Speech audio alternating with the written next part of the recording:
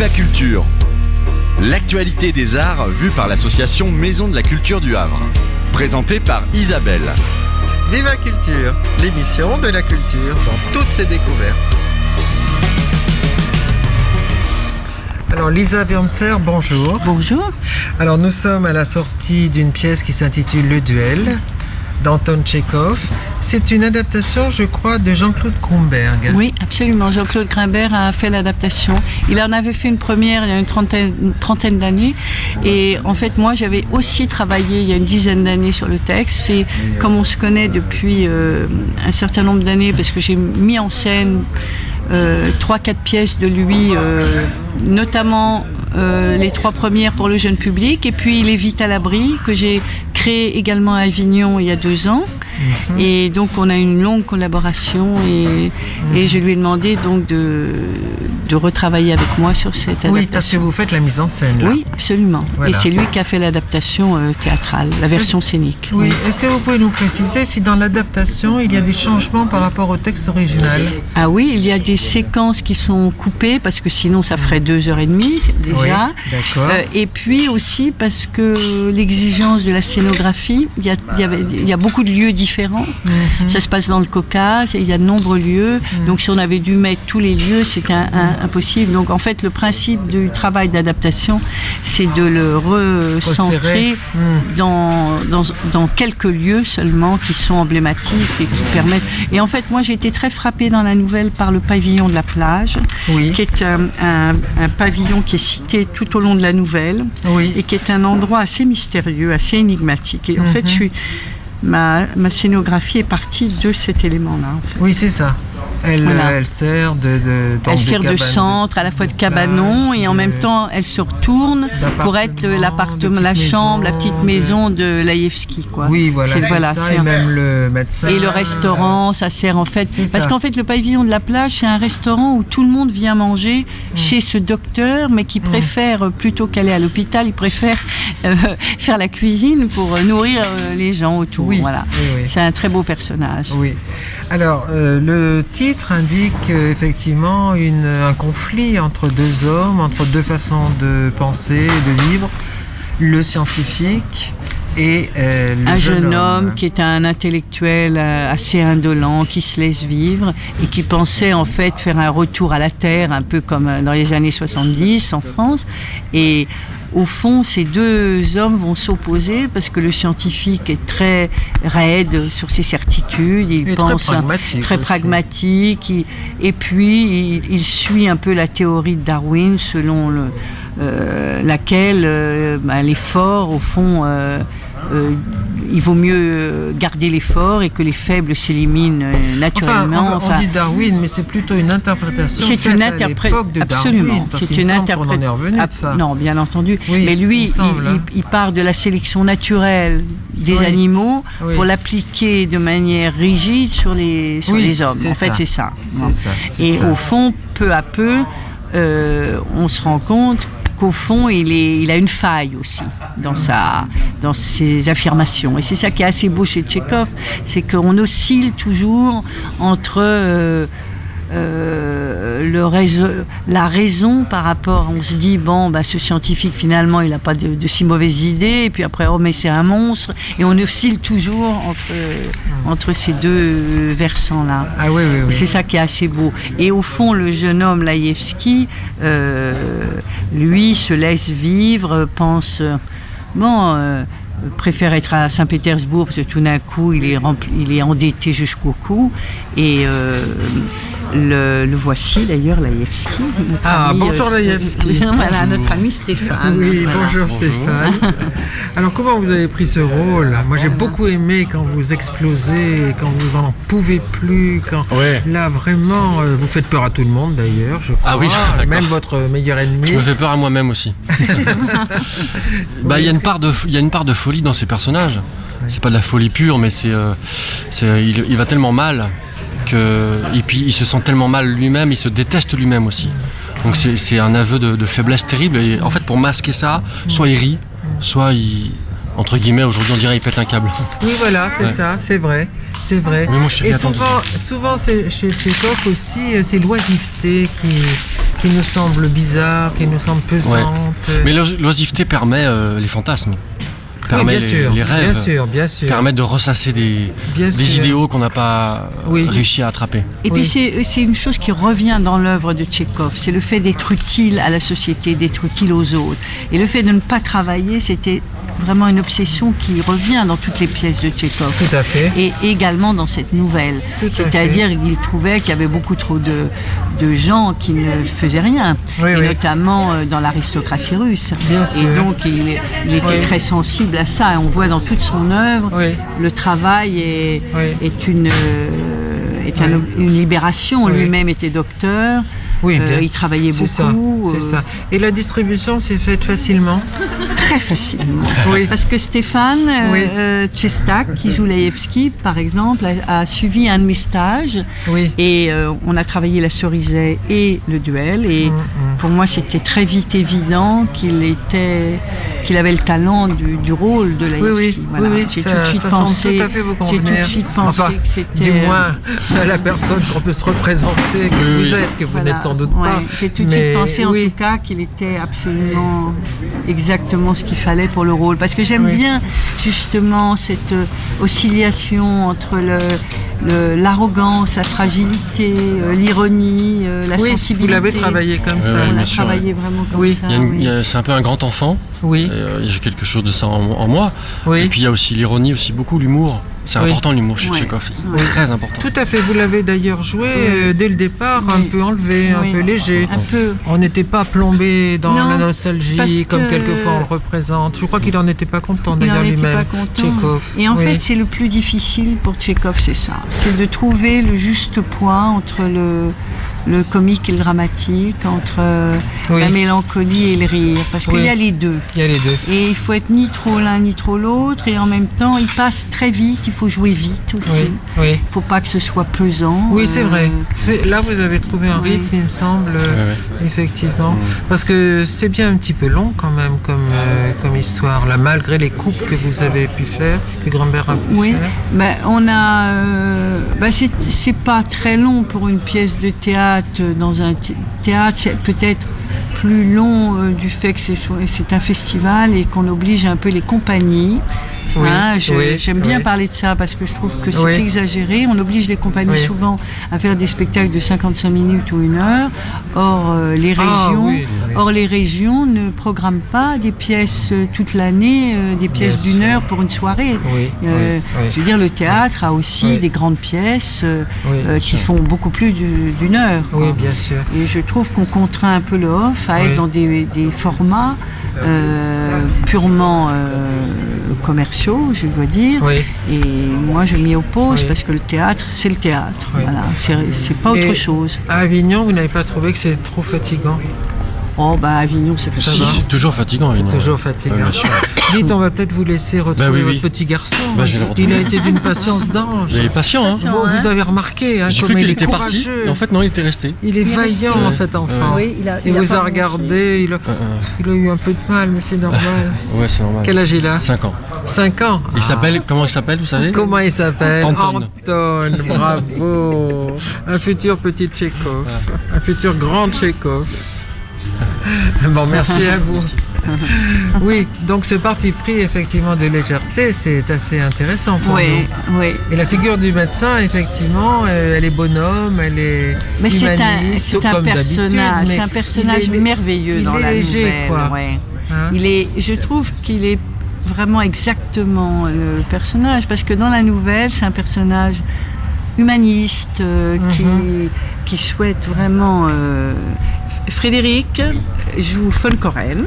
Voilà, le méchant de l'histoire. Vous regardez trop la télé pour dire des choses pareilles, madame, mais aucunement. T'as un être très inspiré.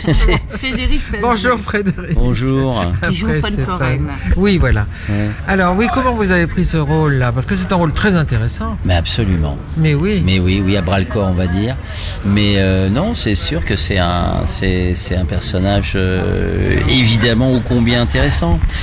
Parce que l'important dans ces rôles-là, c'est de ne pas les blâmer. C'est de justement leur donner une crédibilité dans leurs pensées et dans leurs réflexions sur, alors notamment concernant von Koren, sur justement ce qu'il s'impose comme directive de vie. Voilà, c'est-à-dire une rigueur et puis aussi amener les choses vers son propre bien. Mais quel est le bien? Voilà, évidemment, on voit bien que ça déborde et qu'on a vu des exemples au travers de l'histoire. Oui. Voilà, bien malheureux et bien triste. Il a l'air d'un scientifique pragmatique, sérieux, rigoureux. Tous les gens qui traînent autour de lui, dans le fond. Absolument, jusqu'à la fin où justement il reconnaît lui-même. Son opiniâtreté, il faut bien qu'il la calme un peu quand même sur tout ce qu'il se décide de faire et d'imposer le concept darwinien à la hauteur à l'homme. Quoi, Hein, voilà. Comment vous l'avez choisi là, cette fin? C'est pas le médecin qui finalement vous influence dans la résolution du conflit. C'est von Koren lui-même qui fait un pas en avant. C'est ça? Oui, bien sûr. C'est pas le médecin qui a apaisé là. Non, c'est une prise de conscience de cette situation, absolument, et c'est ça qui positive le propos. En fait, quand même, le à la fin. duel est un passage initiatique. Voilà, c'est ce qu'on sent dans le changement des deux personnages. Oui. Ça modifie les deux personnages. En fait, c'est comme un passage initiatique, vraiment le duel. Oui, c'est ça. Et c'est ça qui est assez beau parce que c'est assez rare chez Tchekhov. En général, il finit très souvent par la mort, par un drame, dans la mouette, que ce soit dans la mouette, dans Ivanov, dans Platonov. Oui. Et là, il tente une chose qu'il a jamais réalisée, c'est-à-dire qu'au fond, ce duel, il se transforme à travers cette épreuve. Exactement. Et le scientifique, finalement, part en expédition. Mais a changé d'avis sur Laïevski, ce qui est quand même une chose extraordinaire. Et Laïevski se met à travailler. Ça peut supposer que dans le futur, des décideurs changent d'avis. Oui, peut-être, oui. Mais dans le fond, cette rigueur de Laïevski et cette sévérité qu'il a, de von Koren, pousse aussi Laïevski à changer. Absolument. C'est un doublé de changement. C'est un aiguillon. Il y a un doublon, tout à fait. C'est ça. Il y a une prise de conscience auprès de Laïevski sur sa destinée, où finalement on pourrait supposer qu'il est casé, qu'il va pas bien, mais en fait finalement dans le fond c'est cette interrogation: est-il heureux, n'est-il pas heureux? On ne sait pas, mais en attendant il rentre dans quelque chose de plus calme, de plus apaisé, pour sa propre conscience. Et von Koren part aussi, je pense, apaisé sur ses convictions. Et là aussi le choix de Frédéric pour faire von Koren. Et ça s'est fait facilement. Ça s'est fait très facilement parce que c'était lors d'un stage, ce même stage. Ah oui. Là vous avez trouvé où je me disais, comédiens. Il est exactement ce qu'il faut pour von Koren. La voix. En fait, c'est la voix. C'est vrai. Oui. Je trouve que la voix d'un acteur définit beaucoup le personnage. Et par exemple dans Shakespeare, c'est évident, mais également dans Tchekhov. C'est-à-dire la voix. Je sais pas, je pourrais à peine l'expliquer au fond, mais j'entends le timbre et le timbre me fait penser au personnage. Oui, ça pose son homme. Ça pose tout à fait. le personnage. Même si après ça bouge, ça varie, mais il y a une base. Je comprends. Comme un opéra au fond, comme un opéra. C'est-à-dire, on dit les emplois les voix de jeunes filles, les voix sopranes ou les voix. Je trouve que pour l'acteur c'est la même chose. On entend en fait quand on imagine une mise en scène, d'abord on voit et on entend les voix des personnages et on voit un paysage, on voit... Voilà. En général, moi, quand je lis quelque chose et que je vois ça, ça veut dire que j'ai envie de le mettre en scène. Oui. Parce que parfois, je ne vois rien. Est-ce que vous avez passé du temps ensemble à réfléchir au sens de la pièce? Est-ce que vous on l'a fait en deux montrer, étapes. Ce qui était intéressant, c'est qu'on l'a fait en deux étapes. C'était vous dans votre coin et puis c'est tout? Non, on a fait d'abord un stage. On a fait d'abord un stage. Oui. Ensuite, on a laissé du temps. Moi, j'ai travaillé sur l'adaptation toute seule. Ensuite, j'ai travaillé avec Jean-Claude Grimbert. Oui. Ensuite, je suis revenue avec les acteurs. Oui. Enfin, je veux dire, ça s'est fait dans des étapes successives. Oui, oui. Oui, parce que plus j'en parle avec vous et plus effectivement la richesse de chaque personnage et de leur relation m'apparaît et me semble tout à fait satisfaisante, quoi. Oui, parce que jubilatoire. Ce que j'adore dans les nouvelles, c'est tous les infimes détails. Oui. Oui, oui. Ça, c'est extraordinaire. Oui. On pourrait, sur chaque nouvelle, faire une pièce de théâtre. Oui. Et vous n'avez pas choisi le côté esthétique, par exemple, comme on pourrait dans La Mouette, comme on a pu le voir. Vous choisissez le côté... Je trouve que c'est assez esthétique, oui, mais c'est simple pour Avignon. Oui. Parce que moi, j'ai vu Nosiciel, je crois, qui a fait une mouette. Oui, mais la mouette, c'est la mouette, c'est spécial. C'est particulier. particulier. Et puis c'est une pièce de théâtre qui a été beaucoup jouée. Cette nouvelle est particulièrement inconnue, peu de gens la connaissent. Oui, le duel, oui. Et il fallait une chose assez simple. Et en même temps, moi, je suis partie de l'énigme de la nouvelle qui m'a toujours apparu une chose importante, qui était le pavillon de la plage. Je trouvais cette description, ça m'a fait rêver beaucoup. Et je suis partie de là. Alors, le personnage des femmes, les personnages féminins sont quand même pas gâtés. Je vous laisse. Oui, merci beaucoup. Bonne soirée. Excusez-nous, Mais Frédéric, non, on au vous plaisir, a avec plaisir, voilà, aucunement. bon festival. Aucunement, avec plaisir. Merci beaucoup. Au plaisir, merci beaucoup. Marie, Merci. je peux parler de... Moi, j'aime beaucoup les personnages de femmes parce que je trouve, justement, nous avons Maryse qui joue Madame Bikoutiova. Oui, voilà. J'aime beaucoup les personnages de femmes. Assieds-toi là, Maryse. J'aime beaucoup justement les personnages de femmes parce qu'ils sont... comment je pourrais dire? Bon, ils sont pas au départ l'enjeu central, bien que... C'est-à-dire, Nadiejda, la jeune fille, c'est une jeune fille libre, insouciante, qui se rend pas compte et qui va être prise dans un étau qui va se resserrer autour d'elle et peu à peu, finalement, la rendre vulnérable et pas bien. Sa situation est assez terrible. Et puis, il y a Madame Bikoutiova, qui est un personnage que j'adore personnellement, parce qu'elle représente, qui est jouée par Marie Spool, parce qu'elle représente cette communauté russe émigrée au Caucase et qui reste entre elles et qui a des principes. Et ces principes me font... Elle est à la fois très bienveillante et en même temps elle a des principes qui me font penser au mouvement aujourd'hui, certains mouvements qui veulent le mariage, qui sont contre le mariage pour tous, qui sont etc. Je trouve qu'elle n'est pas qui sont des censeurs. Elle n'en est pas très loin, même si elle n'a pas un gramme de méchanceté. Je pense qu'elle a une générosité réelle, mais elle a des sortes de principes et peut-être Maryse pourrait oui, bien sûr. Alors, dans votre apparition, là, vous dansez, vous chantez, c'est délicieux. Merci. Oui. Et vous avez une très belle voix, d'ailleurs. Ah, c'est gentil, je vous remercie beaucoup. C'est un chant traditionnel russe? Alors, c'est une chanson russe, c'est la seule chanson qui est citée dans le texte. Voilà, on a respecté les... Ah oui. C'est les désirs de l'auteur. Voilà, c'est une chanson traditionnelle russe très ancienne et qui est très belle musicalement en plus et qui est citée dans le texte. Est-ce que le rôle vous a plu? Moi, je l'aime beaucoup parce qu'il a quelque chose de ma province. Oui. C'est-à-dire quand Laïevski l'observe. Oui. Je me vois, moi, gamine, observer la province comme je la voyais. Ah oui. C'est-à-dire, on disait monter à Paris. Oui, bien sûr. Et quand Laïevski regarde Bikoutiova, son mari, ses enfants, il dit elle a l'ennui invincible. C'est ça. Voilà, c'est ça. Quand elle raconte les notes de sa fille, les trucs. Oui. Et moi, ça me rappelle ma province. Tu monteras pas à Paris, tu feras pas ça. Oui. Et ils sont touchants, ils ont le bonheur simple.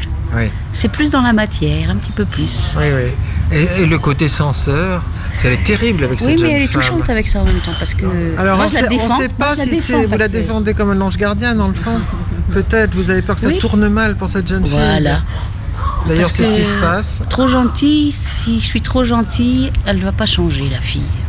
Ah ouais. Mais le changement, on ne sait pas trop. Puis elle a été responsable d'enfants jusqu'à 32 ans. Donc je me suis dit qu'elle sait y faire avec C'est une ancienne gouvernante. C'est une ancienne gouvernante, Ah, elle voilà. sait y faire. D'accord, Elle, d'accord. elle doit savoir donner la bonne mesure et puis C'est ça. être attentive, consoler quand il faut consoler, des choses comme ça. Oui, oui. Et moi, la sévérité, je trouve que c'est une forme de générosité. Sans doute, sans doute. Voilà. Oui, oui. Donc vous êtes très contente de tout ce travail. Ben, moi, j'aime mes acteurs. Les acteurs que je Oui. choisis, je les défends toujours Voilà. parce que on travaille beaucoup ensemble et Oui. je vois pas pourquoi ce serait autrement. Oui. Et puis, je respecte beaucoup les acteurs parce que j'ai été moi-même actrice pendant une vingtaine d'années. C'est pas si simple d'être acteur, et Oui. surtout aujourd'hui. Oui, oui. Donc, je trouve qu'il faut leur faire une vie légère pour qu'ils puissent être au mieux de ce qu'ils peuvent faire. Si on leur met trop de poids, trop de contrariété, trop de problèmes, je veux dire, les acteurs, c'est fragile, c'est puissant, mais c'est fragile aussi. Donc il faut faire attention un peu comment... Et cette compagnie, Voilà. vous l'avez créée il y a longtemps, je crois. Ah oui, il y a très longtemps. Puis moi, je suis passionnée par la pédagogie théâtrale. C'est-à-dire que j'aime beaucoup voir qu'avec un petit mot, pas trop de choses, un petit mot, on peut orienter un acteur comme ci ou comme ça. Un mot mal dit, une indication mauvaise, c'est génial, on le voit tout de suite. Parce que l'acteur va pas bien l'interpréter, ou il va... Bon. Donc, c'est merveilleux. Et quand on a affaire, quand même, j'ai affaire à des Formule 1, ce que j'appelle, c'est-à-dire, Maryse, on a travaillé très longtemps ensemble.